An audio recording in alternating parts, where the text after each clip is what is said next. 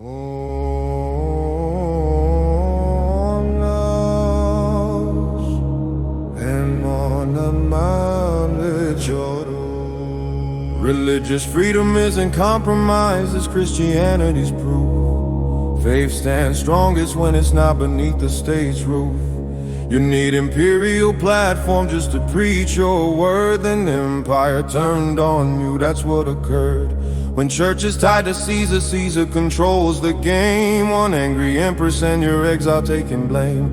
Building something that survives when power shifts. Voluntary communities where spirit gives a gift. Your Christian empire kept oppression structures whole. Baptized Roman power didn't free a soul. You preach while Caesar still extracted wealth from poor. Your charity treated symptoms, didn't cure.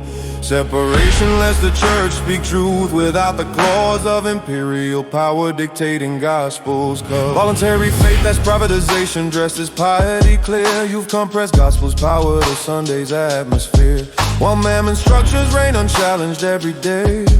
Because you made the church retreat and stay away from public questions where injustice rules the street. I use the platform to confront the wealthy's cheat of hoarding grain while poor starve. Build hospitals with funds. Pragmatic power turn for gospel's runs. Your purity means people still get burned by systems you won't fight. That's not prophetic witness, that surrenders flight to secularism's lie that faith stays in its lane while Caesar's heirs extract their gain. I call the Empress Jezebel, paid the price complete. Your freedom means the church accepts defeat. Prophets need the platform where the power makes decisions, not voluntary clubs with privatized visions. Christian empire's not the problem, faithless rulers are. I challenge from the inside, bore the prophetic scar.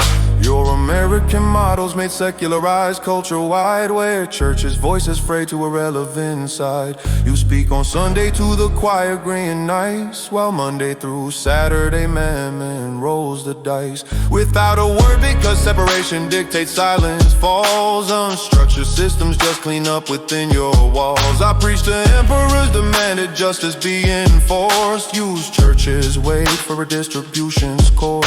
With authority that power had to hear. Your voluntary model power doesn't fear. They'll let you run your Sunday school contained, while they run everything that matters unrestrained. You've traded prophetic witness for liberty's disguise. That's just comfortable surrender in the guise. You're romanticizing what was compromised throughout. You took imperial money, then imperial clout, until you crossed the line. One sermon went too far. That's not prophetic freedom, that's dependent on the czars. Goodwill or tolerance, and when tolerance expired, you had no ground to stand. You just got fired and sent to die. See the weakness in your plan clear. The church needs independence to speak without fear against injustice anywhere, anytime it's found. Not just when emperors permit prophetic sound. I'm building institutions free from state control's hold, so gospel speaks with authority bold, not borrow from a throne that can revoke with word. Your model died with you, mine's what the world has heard. Voluntary faith proves gospel's authentic power, not coercion's force that wilts within the hour. Separation's not surrender, it's the harder ground, where true conversion, not compulsion, can be found. Your nostalgia can't erase what history revealed, that Christendom's alliance left the gospel sealed behind the doors of power, where the wealthy kept control and used the church's blessing while they crushed the worker's soul.